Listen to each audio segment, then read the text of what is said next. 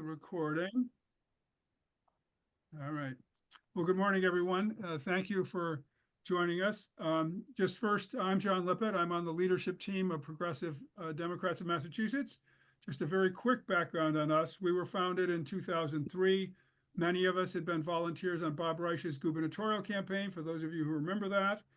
And we wanted to keep that progressive network of volunteers and activists connected. So we've been working as an all-volunteer organization ever since. Our focus is statewide, but specifically on state policy and candidates and issues.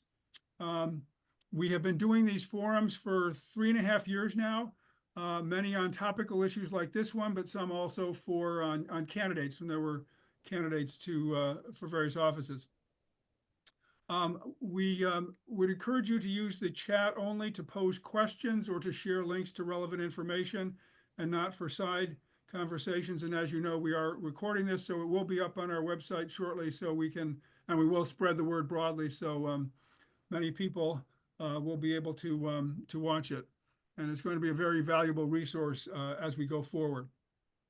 So very quickly, just a very quick introduction of our panelists, and then I welcome you to add anything that you might when you do your presentation. So Joel Rivera is the deputy director for the Yes on 3 campaign for question 3, which is on the ballot, about the ability of Uber and Lyft drivers to unionize. He's previously worked as the director of organizing for the Massachusetts Immigrant and Refugee Advocacy Coalition, and as political director for the Fair Share campaign in 2022. Hilary Robinson is an associate professor of law and sociology at the Northeastern Law School, where her focus is on technology and the law and how they influence and interact with each other. She studied the algorithmic labor market of Uber drivers in depth. For her dissertation, has also been involved with the North Shore branch of the NAACP, which she helped found and was first vice president of. We also have Patrick, is it Cruzi? Is that how do you say his name? As a driver who will be also sharing with us his experiences later on. So with that, Joel, Joel, excuse me, why don't you take it away and tell us about the question 3 campaign. Thank you, John and Jean and Kathleen, who's not here today, and Peter, for organizing this and for inviting us to be here. I'm very happy to be here sharing space with you. Happy to bring also Patrick, who is an Uber and Lyft driver and an organizer with this campaign, to share a bit more. Hilary, it was nice to meet you earlier and excited to share this virtual stage with you. I'm going to share some slides, and then I'll put them down whenever it's Hilary's turn to share. But just wanted to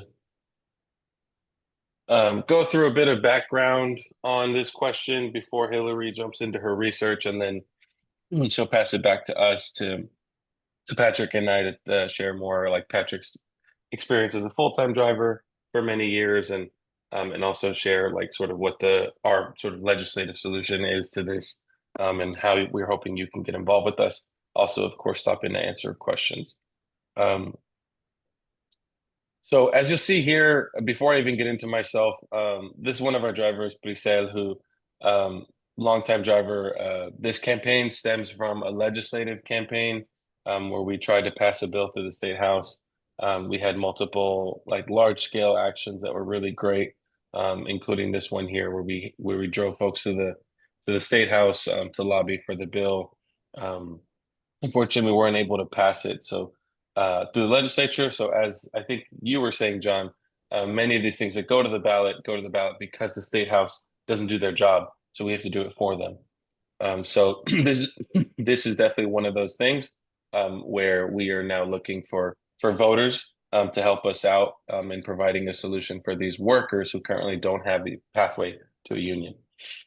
So just a bit about, I don't even need to introduce myself. John just did really, really well. This is me when I was working on the Yes on 1 campaign, Fair Share Amendment, 2 years ago. This is me talking to a voter to get her ready to go out and canvass after a big event we did with Elizabeth Warren. We were the first state in the country to pass anything like the Fair Share Amendment, which is a high earners tax. Happy to be working on the Yes on Three campaign now, where we can also hopefully make history and be the first state to give Uber and Lyft drivers the option to join a union. Um, I already got into this a little bit about this ongoing organizing campaign. Just to further highlight, we've been working very closely with the Machinists and Chinese Progressive Association for many years now, organizing Uber and Lyft drivers. Both we've been working on that campaign here in state, but also nationally. So we've been doing this work, trying to organize these folks who are traditionally very difficult to organize because they're independent contractors. They don't have a normal place that they gather for work. They don't know who their coworkers are. So it's a unique challenge, and we're trying to find a unique solution to it. But this comes from our membership, right? Like many of the 32BJ members will drive for Uber and Lyft in their spare time. And so like this campaign came about organically from conversations with our membership and other workers in the community. And so it's been years long now, and like you'll hear from Patrick in a second. Many of these folks are kind of waiting for some avenue to organize for better, wages and benefits and a collective voice. And when they hear it, they're like, "Aha, that's it. That's what we need." And these folks, they've gone from sort of drivers to organizers as well, which is one of the things that Patrick is now. So it's really important for us to be able to do that leadership development as well with the impacted community. So just to go through briefly some of the concerns. One of the biggest things for me when I heard this, I was like, yes, that makes sense, is that drivers can be deactivated without any recourse. So what that means is like Uber and Lyft can essentially cut them off and not let them drive for Uber and Lyft anymore. So they can be fired with no process or investigation. There's nothing that folks can do about it. You can like try to call and try to find somebody, but it's really hard to talk to the right person or email the right person and get a hold of folks. Many drivers have spent months, if not years, trying to get their accounts reactivated after mistakes that were made by Uber and Lyft in the past. As we know, many folks like depend on Uber and Lyft as like a very steady source of income, if not their main source of income. So being sort of fired at the drop of a hat with no recourse is not really acceptable. It's not an acceptable way to treat workers. Workers have also reported receiving a declining percentage of the ride fee.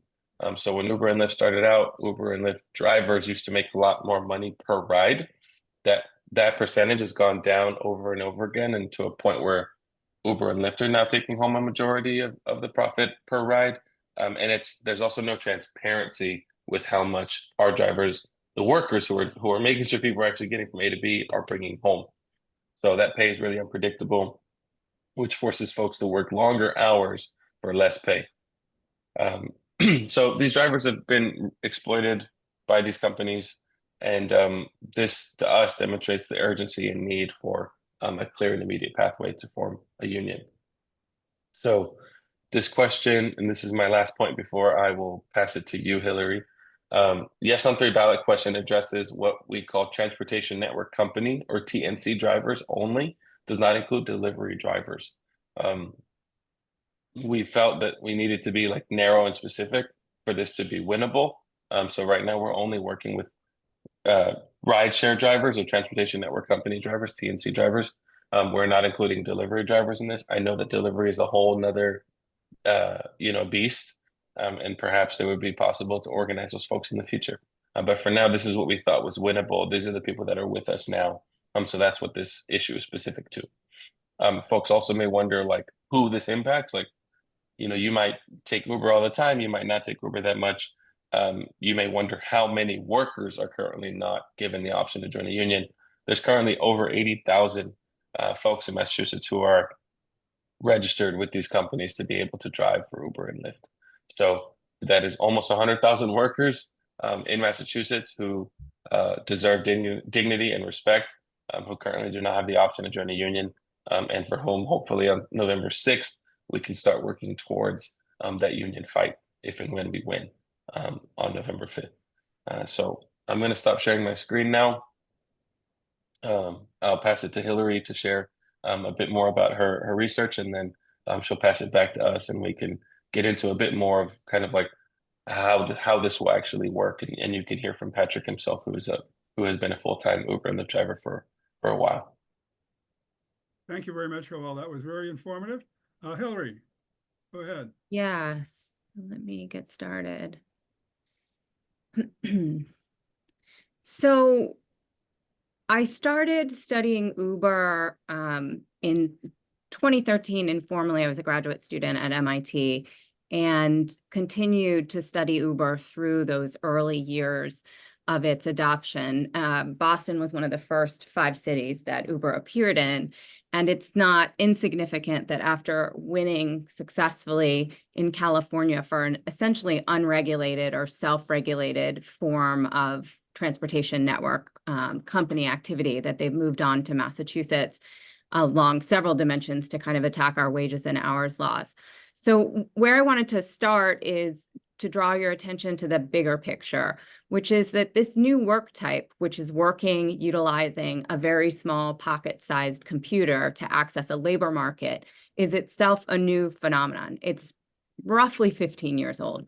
What the graph you're looking at is showing is the transition from personal computers, laptops, and desktop computers to iOS and Android, which are operating systems on handheld devices that we kind of misname phones because they are the descendants of wireless telecommunications devices that were mainly used to call people. But if you really think about how you use this pocket-sized phone, smartphone in your daily life, it is really to do a variety of activities that are all the kinds of activities that you can do on your networked laptop computer. So what did this mean for people who were seeking extra income in that first, really second decade of the 21st century? Uber appears in Boston in like the 2011 to 2013 period. Well, it made it possible to add work on top of work because it offered an opportunity to jump in and do taxi work for discrete periods of time on a schedule of your choosing for as much or as little as you wanted, which is still the kind of work conditions that drivers really do appreciate about using transportation network companies' access through an app on your phone, commonly understood now using the term flexibility.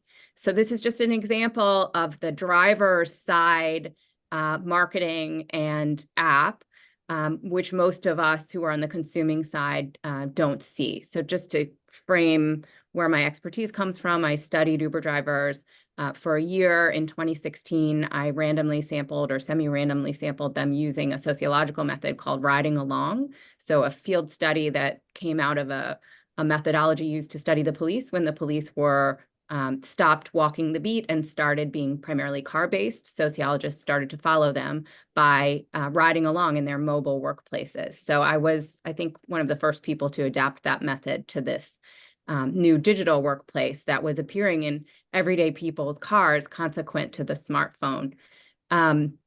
I also worked as an Uber driver. I gave over 100 rides as part of that research study. And for the past 5 years, I've been funded with colleagues of mine here at Northeastern in engineering and in sociology, and one colleague at BC by the federal government's National Science Foundation to extend this methodology that I applied in my dissertation to the study of 5 additional platforms, including both Uber and Lyft. So I've been immersed in thinking about this from the scientific or social scientific point of view for about the last 10 years.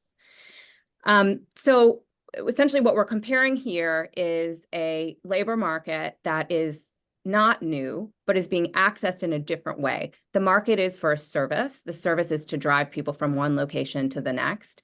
And the disrupted market is the classic taxi or the livery car and driver market. And so what we're not seeing when we shift utilizing this new technology of the smartphone to this way of accessing that labor market are these forms of regulation. So if we go clockwise from the top left, the livery plate, which requires registration with the Department of Transportation here in Massachusetts, requires you to carry a minimum $1 million insurance policy.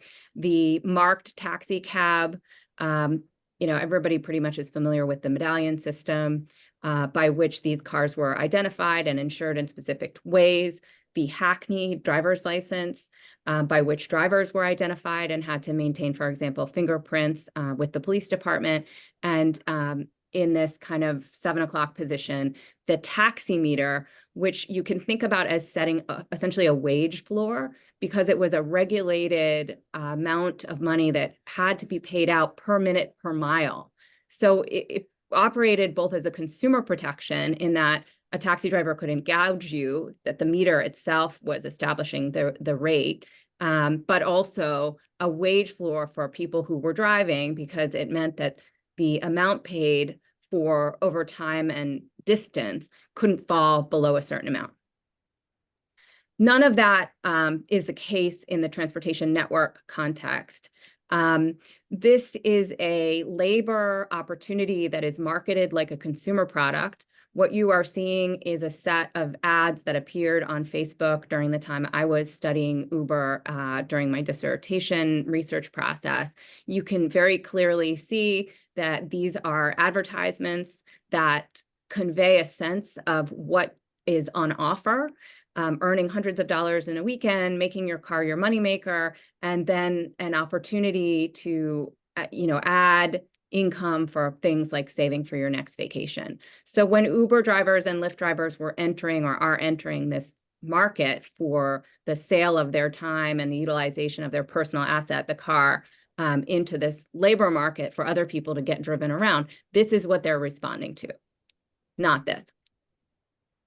So how do people get into this context where they are bargaining away their time and a risky asset? A car requires insurance. It can hurt people. People who ride along with you can hurt you. So there's a set of risks that drivers who are involved in this activity undergo every time someone gets in their car. The way people get involved in this bargain, I'll exchange my time and my asset and put myself at certain kinds of risks in exchange for you to pay me, is through this thing called a user agreement. Now, we're all familiar with these user agreements because we click through them almost every day. I remember going to a conference like one day and clicking through 3 of them: my car rental agreement, the American Airlines Advantage terms and conditions, and the American Express end user license agreement. These are all just different kinds of words for things we call a contract. I teach first-year contracts. This is the legal term for a bargain. It's an enforceable promise. These user agreements are extensive. They're drafted by very sophisticated lawyers that are general counsel for these large corporations. They rely on a form of contracting that we've accepted in American law for about 75 years called contracts of adhesion. So they're anything you buy out in the consumer market has a contract behind it. You're not expected to read the terms, but the presence of these in a labor context is novel and raises some real questions about what people who are looking at this but are getting involved in this think about and know, frankly, about what the bargain contains. So when I interviewed drivers in the course of my research, I would hear things like this all the time. There's no such thing as paperwork. There's online things where you click and agree, but people don't read everything. We just click, agree, let's start, let's work. And you can see that this approach to the user agreement is something that the transportation network companies are aware of. So they say here, if you use our app, you're confirming that you read and agree to the updated terms. And this is a part of an email that I received when I was an Uber driver. The next time you log in, you're going to get a pop-up notification about new agreements. You'll be prompted to accept. You have the option to opt out. But if you're a driver trying to work that day, you are going to click through that agreement, just like I did trying to get to my conference. Okay. This would be another example. They change things. You got new updates. You agree to update or you lose the account. So really the effective choice that drivers have is to either work or not to work, to log onto the app or not log onto the app. What is contained within that agreement, they have no control over, or as we would sort of say in a labor context, no bargaining power. This is a driver who's working full time, who just needs to work that day. So sometimes he's aware that they changed the price. Sometimes it's other things. But if I wake up and I go online and they say you have to install the updates, I don't know what it is, but I'm going to do it anyway so that I don't lose my account. What this results in is an environment in which you're selling your time and effort and risk for an amount of pay that is extremely variable. And that varies at this interface of the app according to whatever the transportation network company wants to do. And often what they want to do is gamify the experience. This is a kind of term that's become common among anthropologists and other social scientists who now have studied transportation network company workers or rideshare drivers for about 10 years. And it's an environment in which you are, if you think of like Candy Crush or being at a slot machine, you are having a variable experience. Sometimes you win, sometimes you don't. But what anthropologists have discovered is that people involved in these gamified environments get into a kind of behavioral frame where they experience maintaining enjoyment in being in flow in the game. So it's very destabilizing for, again, what in the law of contracts we will call welfare maximization, which assumes a rational actor, someone who is like, okay, this is a good bargain for me. It's a good deal for me to spend 4 hours driving somebody around because I know that I'm going to get this amount of money in return, and then I'm going to spend it to do these other things. In, American democratic capitalism, we don't override people's assessment of their own welfare. We assume that if you're making a bargain, like we're not going to protect you from a bad bargain in the law of contracts. We're going to enforce the contract. What you're seeing on the screen here is during the time I was an Uber driver, this was over the course of 1 month. It's an attempt to get workers to drive more, but you can see that the amount that 25 trips will get you extra in this gamified environment varies from $10 to up to $40. It just depends on which deal you clicked on. So it's really hard to understand what you're making. We don't need to get bogged down in the details here, but what I'm showing you are screenshots of emails and places in the app that represent 1 week of my work as 2 different measures of payment, depending on whether I am able to think about the fact that the hours that I spent online are not the trip hours, the hours that I spent on trip, which is what they're calculating when they're telling me that I'm making $30 an hour on the right-hand side. What drivers are actually making is something substantially lower than that. There's been some debate. A couple of studies at MIT established it as between $8 and $11 an hour. This is another study that found that the rates in 2016, when I was studying Uber drivers, were comparable to 1980s rates established by the taximeter. So you might ask, why would anyone do this? Why would it make sense to get involved in a low wage, high risk environment where it's kind of inscrutable what you're actually making? And the answer seems to be twofold. One is that as I have said before, that you don't really get offered wages per hour or a transparent bargain by the companies themselves. And the other is that what's happening in this labor market is that there's a large number of part-time drivers who are supporting themselves with another job. So most of the work in transportation network service is done by a small amount of the workforce. So a small amount of full-time drivers that are providing most of the service. But it's sort of an inversion in that there are a lot of people present who don't have an incentive or aren't working enough to really understand that the conditions aren't great and that the pay is low. So these are the people that are believing kind of the hype, the marketing that's been done that has suggested that this is a really, really great job. So why does collective bargaining make sense?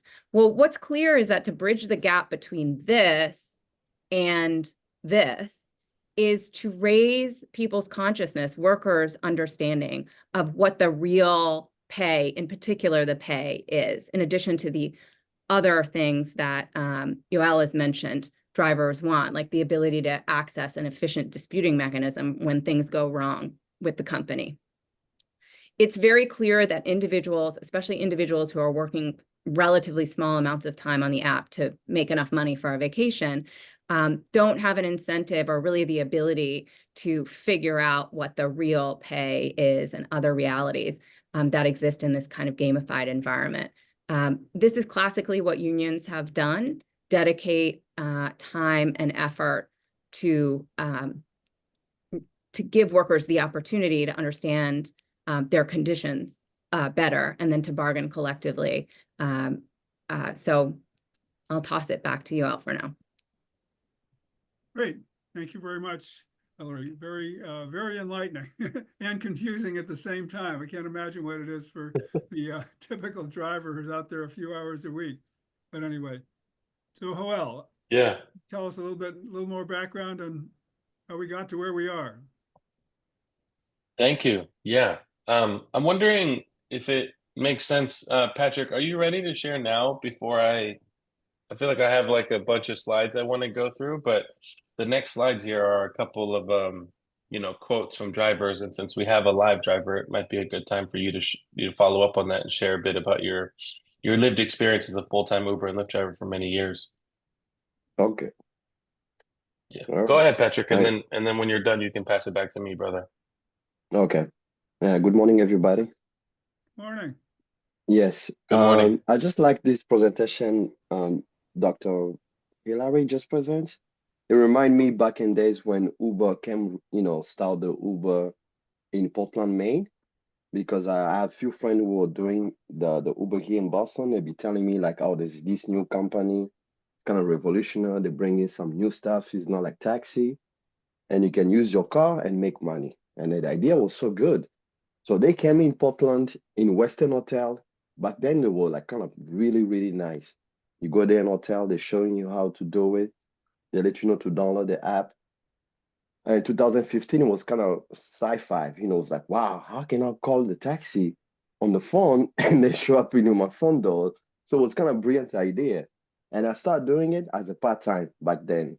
And the PowerPoints she just showed earlier, I remember those image, the old interference of the app, and it was fun until 2 years until 2022. I think I decided to do full time, and that's why I started realizing every time you try to log in, they ask you software updates, and because you're in a rush, you just want to start your job, you won't be able to read everything is there. We just accept it and start working.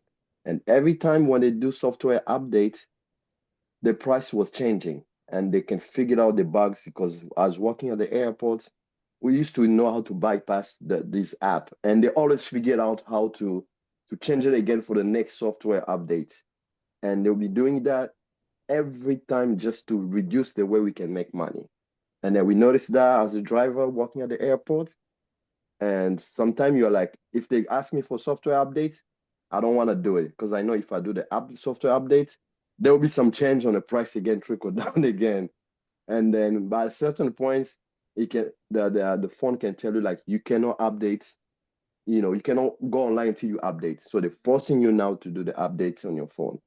At that point, you have no choice, you're doing it, and you can't read everything because it's a lot of pages, you can scrolling, you're like, you know what? And it's fine print. You just decide to accept and prompt, and then boom, go online. Yeah. So that's pretty much whatever she mentioned, that's what happened right now. And I feel like the question yes on 3 will help us to solve this problem, across nation anyway, because the problem is not only here. Okay, thank you so much. Thank you. Thank you. Thank you, Patrick. Okay, so I'm gonna jump back into sharing my screen, and Patrick is able to hang around if there are any questions for him, kind of at the end of our presentations from folks.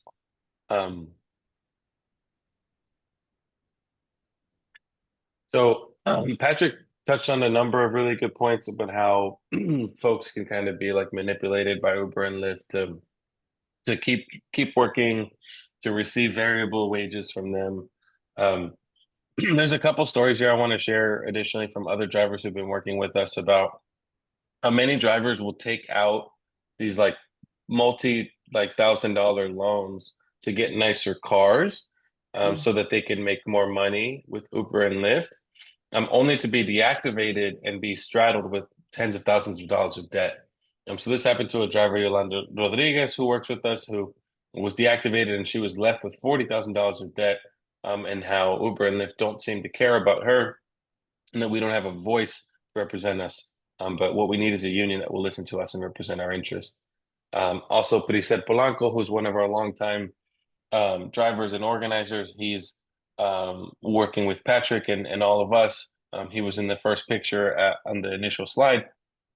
He was deactivated, and he was, Priscel is an immigrant from the Dominican Republic, but he speaks really good English. He's also very diligent. He also had already been working with us, so he had support from us on kind of like how to do these things. But so he was like calling customer service and emailing and calling for over a year without getting a clear reason on why he was deactivated. And ultimately to find out that it was an error on Uber and Lyft's part. So he makes a really good point here that it's easy to ignore one person, but it's not easy to ignore 500 people or 1,000 people. So the message is really clear that the folks need a union so they can bargain collectively for better wages, benefits, and to be able to combat these unjust deactivations. So folks might wonder why we're doing this at all. Like, why are we going to the ballot? Because these folks, they don't currently have the option to join a union. That right is given by federal law under the National Labor Relations Act, which does not cover gig workers or independent contractors. We think that that's unlikely to change anytime soon, given the sort of makeup at the national level, especially on the Supreme Court. So we think that it's important to provide a state solution to a national problem, especially given that folks like Patrick and Priscel and Yolanda, they drive for Uber and Lyft full time. They're relying on this income to support themselves and their families. So they can't wait, a generation for change to happen at the national level. Hilary did a good job of covering how they sort of workers take on an inordinate amount of risk and cost and liability, whereas Uber and Lyft are like, all they do is provide the app and they're making all the money. So the system that we're trying to create for them, there's precedent for it already, of creating a statewide like union network whenever federal law doesn't allow that right to these workers. We've created similar systems before for childcare workers and home health aides, workers that are organized with SAU, Locals 509 and 1199 respectively. These are also professions where workers perform their jobs independently and have variable schedules. So folks might think that like this can't happen, but it definitely can. We've done it before, and we'll do it again. I'll also add that these workers, the childcare workers and the home health aides, they're tough to organize. It took years to make it happen, but it was worth it. Just like I think that organizing Uber and Lyft drivers is worth it. I'm going to go through briefly the settlement with the Attorney General that folks may have heard of. So the Attorney General, when Maura Healey was the Attorney General, she sued Uber and Lyft, and so Andrea Campbell followed up on this lawsuit over this issue of employee status. They're basically saying that like Uber and Lyft in Massachusetts are basically relying on these people like employees, but they're not paying them like employees. They didn't actually settle that question, and it can't be litigated in Massachusetts for a few years. But what they did come to was a sort of agreement on like key baseline standards for drivers, such as like higher base pay, and a couple benefits like a health insurance stipend. However, we believe that this system is changing so rapidly, and that is, quite frankly, not good enough. A lot of drivers are like not happy with the settlement. They don't feel like it went far enough. We think that they still need the right to form a union and to build upon the standards. What I often say is that, as Hilary and Patrick mentioned, we've had Uber and Lyft in Massachusetts for over a decade, and it took 10 years for us to win some basic standards for them, and even those are not good enough. And so, can these drivers afford to wait another 10 years for another pay bump that's still insufficient? No. They need this right to a union now so that they can collectively organize, and they can bargain with Uber and Lyft and get better pay and benefits and working conditions now. So we're going to the ballot, as you know. The Attorney General, Andrea Campbell, has come out in support of our effort. She agrees that these folks still need the right to a union. to simplify this question, it will give rideshare drivers the option to join a union, right? We can lead the nation. As I said earlier, we'll be the first state in the country to do this, to give Uber and Lyft drivers the option to join a union. There are currently more than 70,000 of these folks without the option to join a union. They would actually maintain their independence and flexibility, so they would still be independent contractors. I've talked about these three talking points before: the option to join a union, a voice to negotiate better salaries and working conditions, which is super important, and then also the ability to challenge the activations and win greater transparency in fares. I'm going to go through briefly how this will work, because I know that we are the kind of folks who ask these questions. But so a yes vote would give them the option to join a union. That union would be able to negotiate for better wages and benefits with these companies. And then any agreement that they reach would be binding upon the industry in Massachusetts, which is known as sectoral bargaining in labor practice. It also lays out a process for these folks to form a union or reject it and switch to another one if they choose. So this is the option to join a union. These workers aren't being forced to join a union. And it doesn't have to be like a single union, folks. If the workers sort of want to pick up and move to a different union, they're able to do that. And even once they have a union, the folks don't have to start paying dues until they have a strong contract that's approved by the drivers. So the way it works is it creates an organizing process. Once they sign up, 5% of eligible workers in a bargaining unit, they get a list of all the eligible workers so that interested drivers have a way to reach out to their coworkers. Again, this is a unique problem, so we're looking for a unique solution. These folks don't know who their coworkers are. So when we reach a certain threshold, we want the list of Uber and Lyft drivers in Massachusetts from the two companies so that these folks know who their peers are and they can organize them. Once they reach 25% of those folks who are eligible, they become the certified bargaining unit. As soon as that happens, they start negotiating with Uber and Lyft. And once they reach a contract, that would cover, again, all the folks in Massachusetts who are working for these two companies. The final step is it would need to be approved by the drivers, a majority of drivers, over 50%. Then it would need to be reviewed and approved by the State Secretary of Labor. Once that's done, once we get that rubber seal, it's binding upon the industry. Again, we had to create a unique solution to this problem, one that went through a lot of careful thought and effort by people who are a lot smarter than me, who think this is the best way to do it, and who think this is something we can protect.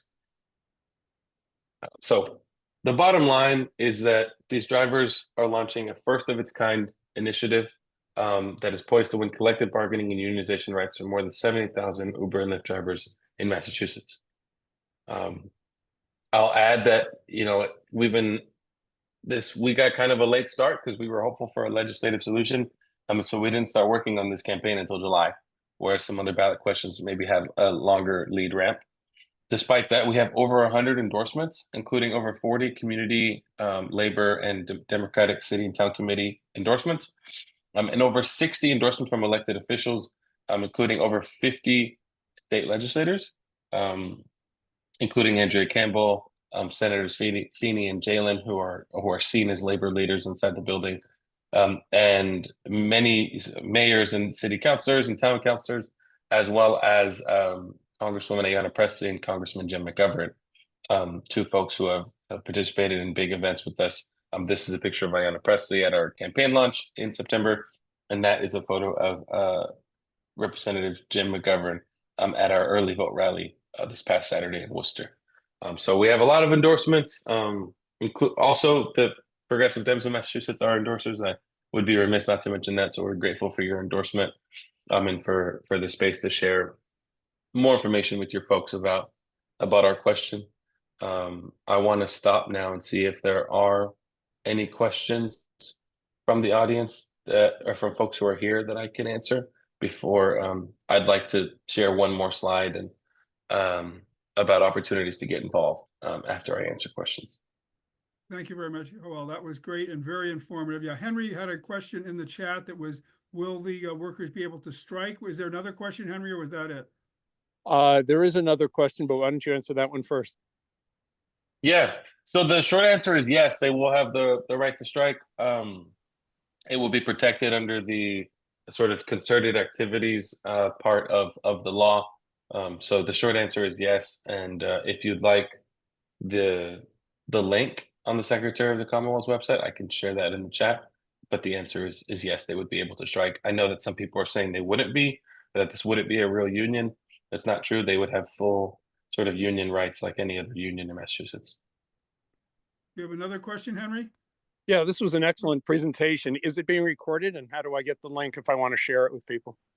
Yes, it is being recorded, and if you signed up for this, which I Yeah. assume you did because you got the link, we will send out the link to the recording shortly. Thank you. Okay, usually when workers try to unionize, the companies fight it like hell, like Amazon. I understand that Uber and Lyft are not fighting this like hell. Can you explain why that is? Yeah, that's a great question, Henry. They do usually fight like hell. They have been fighting in Massachusetts beforehand. If you remember, they had a number of ballot issues that they tried to bring to the ballot in 2022 and also this year. They were trying to, following up on what Hilary was sharing, this sort of new kind of work of like this gig economy and maximizing profits is like widespread. And so what Uber and Lyft have done is they've tried to enshrine the sort of gig worker part of their workforce in state law in many places. And they were successful in a place like California in 2020 with Prop 22, where they spent over $200 million to win that. My understanding is in the past few months, they kind of, after the Attorney General settlement, they had to drop their ballot question. So they weren't able to take that to the ballot. So the only thing going to the ballot was our question about whether to give these folks the right to form a union and bargain collectively. We anticipated Uber and Lyft to fight against us because, like you said, these companies usually don't go away quietly. And they spent, I believe, $6 million in the summer during the Olympics sharing an ad trying to boost a positive profile for Uber that was saying, oh, look at all this great money and benefits that our workers are making. It's great for Massachusetts. They didn't mention the ballot question specifically. I think they're kind of letting it go. They don't want to be seen as like anti-worker or anti-union is my best guess. But I was very surprised that they haven't spent yet. Maybe they're going to do a blitz right before. I don't want to count my chickens before they hatch, if you will. But yeah, I was very surprised when I heard that. I didn't believe it. I still don't believe it.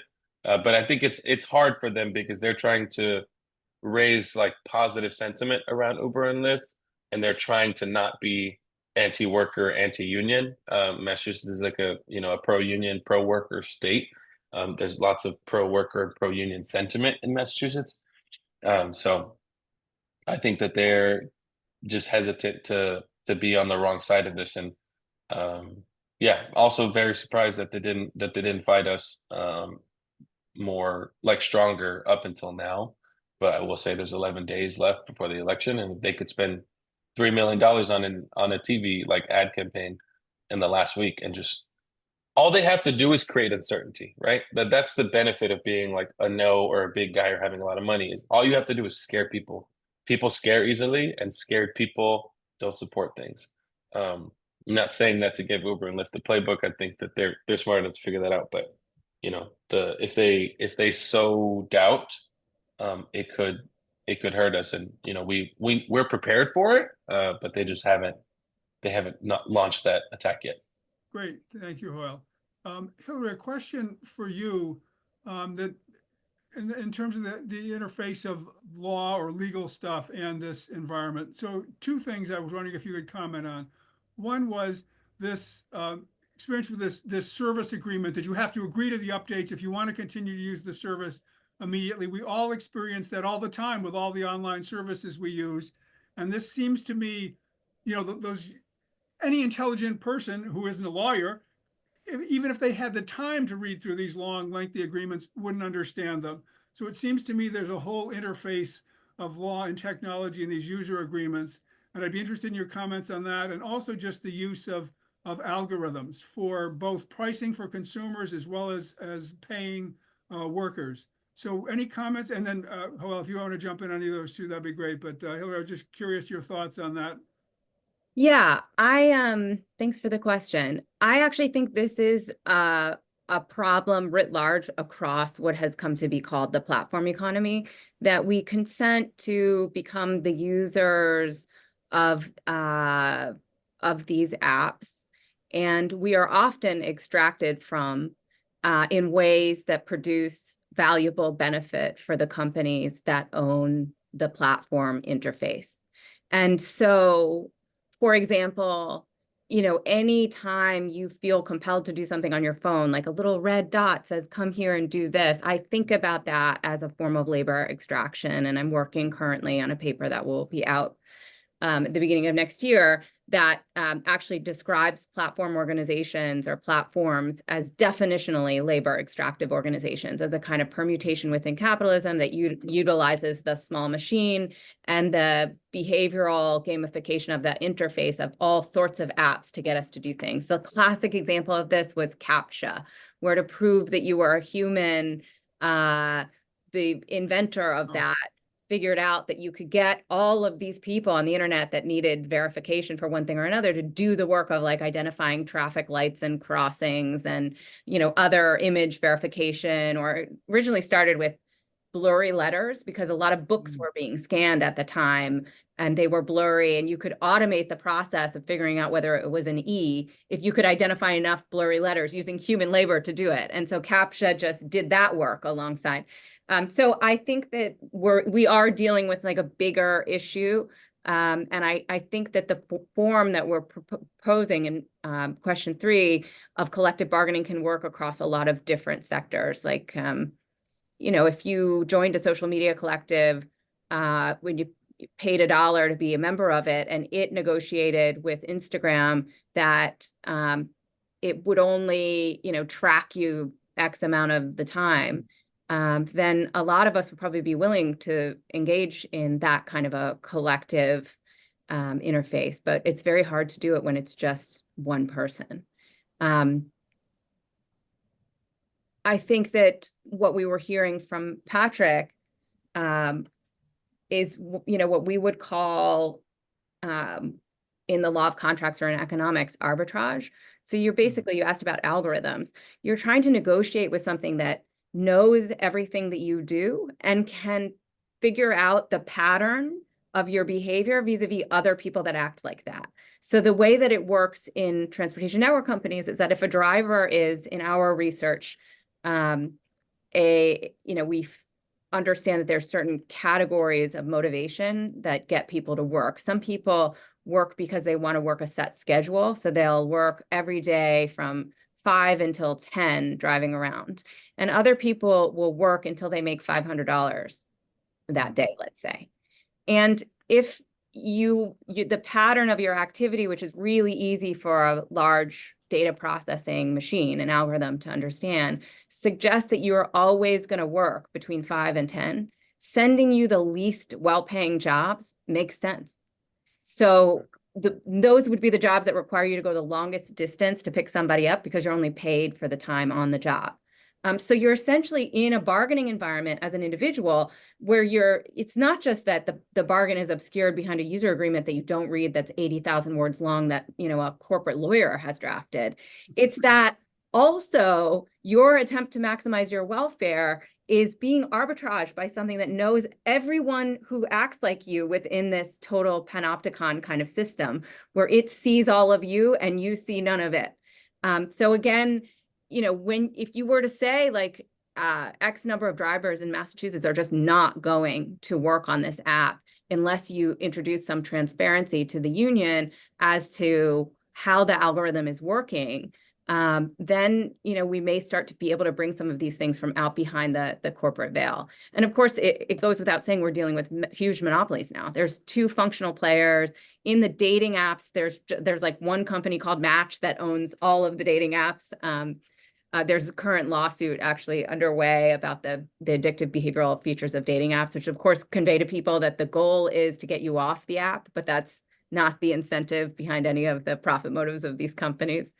So yeah, you've picked up on a larger issue that has to do with the platform economy, that has to do with a very, very recent permutation within capitalism that's happening alongside a new machine. And it's not unlike, the industrial era, where we had big continuous process machinery, big factories, and we had to adapt across many, many sectors, new forms of regulation. And actually the original collective bargaining and unionization movement in the United States is in response to that technological development within the productive economy.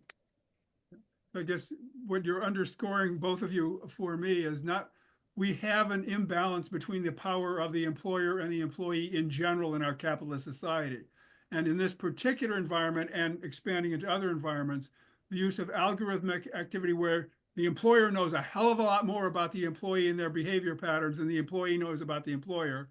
And also where we've got these user agreements that are, once again, giving the employer or the service platform all the power, including the mandatory arbitration stuff that you don't even have the time to read, let alone have any choice about responding to. Joel, did you want to add anything to that, or?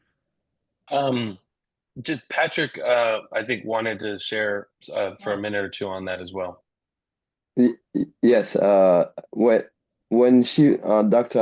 Hilary she was talking, I just saw myself on that same frustration, because we noticed that a couple driver, like this new AI technology Uber add on the platform, it can know what I want, what time I have to start my job, and when I have to finish my job.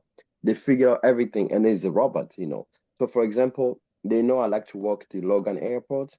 I may pick up someone from the airport, drop into Watertown, and then because since they know I have to go back in East Boston, they will give me like a $12 job to go back in East Boston, and which they charge the customer $34. So before I used to refuse, go empty, like go back to the airport, and I realized, wait a minute, I pay my toll, so let me just take that job. At least it's $12, so I don't have to pay the toll, and the customer will pay it. So they start forcing us to take some of the job because they know how I behave. They're studying the way I work. And most of the time when they know my shift is over, they give me a long trip going to North Shore because they know this is the place I live. So I'll have no choice to just take it but when I see the way of bill, they're charging more. So the AI, it been doing that thing, and it's kind of hard to prove it. Sometimes we may standing at the pole of the airport, and they will send the same job to different driver, but different price. So some they will give him 14, another one they give him 16, another one they give him 18, or another one they give him 10. And we all can see on our phone, it's the same address. And it's so funny how they figured out to do that, and there's no way we can do it. But that's why sometimes we always fight not doing the software updates. It's a couple of my few friends, we work together, like, hey, don't do it, because if we did a software update, they figured out always how to to bypass those stuff. Yeah. Thanks so much, Patrick. I mean, it just reminds me, it makes me want to be back in the field, actually, speaking to American workers. The spirit of the intelligence, the sensitivity, and the awareness to what's going on is there. It's just that when you're working a job, you can't engage in another full-time job of trying to balance out a powerful actor within the capitalist system. We don't expect workers to be effective at doing that as individuals. That's why we have a kind of two-part system, a regulatory system under democracy and a capitalist system that says, yeah, everybody maximize their welfare. We don't expect these corporations to do anything other than what they're doing. It's just that you can have someone brilliant, aware, sensitive, and also trying to adapt strategies of not updating. For example, I watched workers also strike at the airport in 2016 and still be unable to deploy like that kind of persistence in a way that can even remotely balance out the scale of a powerful corporate actor on the other side. So yeah, thanks so much, Patrick. Yeah, thank you. Actually, we need to wrap this up. We're running out of time. Just one sort of tangential question. Will assuming this passes and the drivers unionize, will that make any difference to the Uber and Lyft customer? Will they see anything different in the pricing and the service level or anything else, or will this all sort of be invisible to the actual consumer? I mean, I can speak to that, yeah, from a theoretical point of view. So, you know, consumers have experienced rising prices on the transportation network company side increasingly over the last couple of years. There's a term called enshittification that a guy named Cory Doctorow uses. It's like basically there's this extractive period where to grow to monopoly status, they choose which side of the user agreement to be really good to. Often it's both sides. It's in Patrick's story as well about being at the hotel, and they would help you sign up. And so customers were getting really good prices, like very inexpensive taxi rides, and workers were getting really good pay. And the point of that was to loss lead. So these companies did not make any profit during that period. They were infused with venture capital, some from sovereign wealth funds from other places in the world, in order to basically loss lead, to sell something at a loss, to get everybody onto these platforms. The taxi industry dies as a result of it. Everybody still needs to get around. Public transportation is not super great.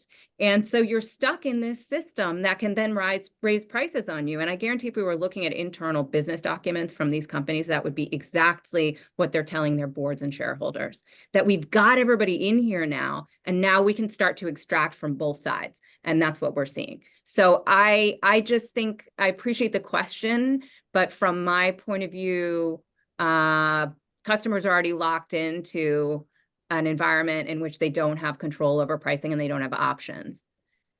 Another thing for the legislature to act on. What do you think, Yua? Yeah, no, I think you're exactly right. And I mean, I think like from the workers' perspective, like a better paid workforce is going to be happier. They're going to want to like come to work, and like that's like common across industries, et cetera. I think like we said, if we have more fair transparency and more stable fares, I think that'll make the workers and the customers happy alike.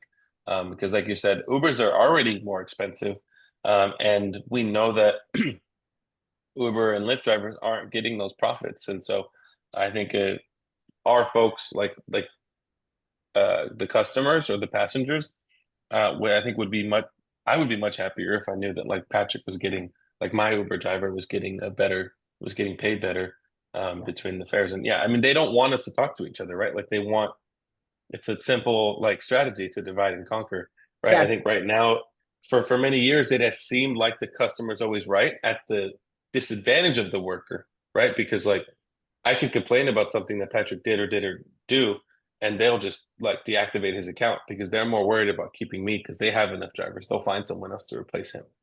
And they benefit from like, oh, we're getting cheap rides, and we're not worried about how much the worker's making. Now we're, paying more for our rides, and now it's starting to hurt us a little more in our pockets. We're seeing Uber and Lyft aren't behaving as like good faith actors, and then we also know that they're also not paying their workers well and like being good employers.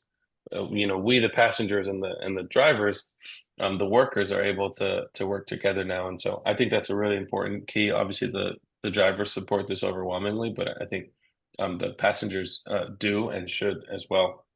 So we can fight back collectively to these Increase these transparency big for companies. everybody to everybody's benefit and make the whole process more fair for everybody. A very quick Yeah. question, Sandy, I because we're have over one time here. quick question. May I ask a question? Sure, very quickly. We gotta.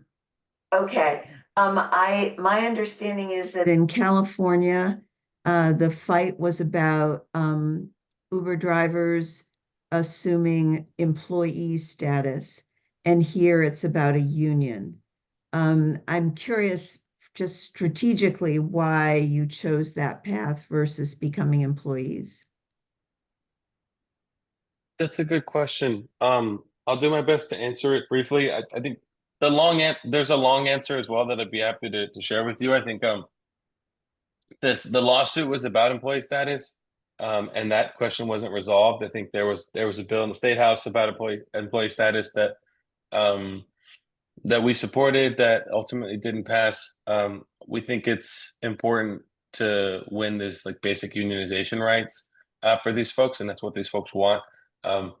A lot of the drivers like the flexibility and their independence. I think there's a lot of education we need to do with workers that like being an employee doesn't mean you completely sacrifice your independence or flexibility. That's like a misconception. But yeah, this is the fight that these folks wanted to fight. This doesn't stop like a fight for employee status in the future. That can still happen legislatively.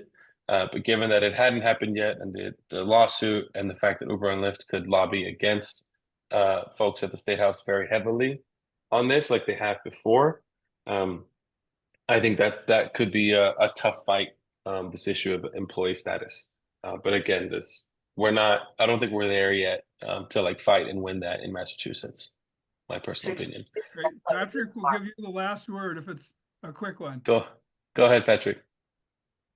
Okay, I just want to add a couple comments for the previous question and the second one.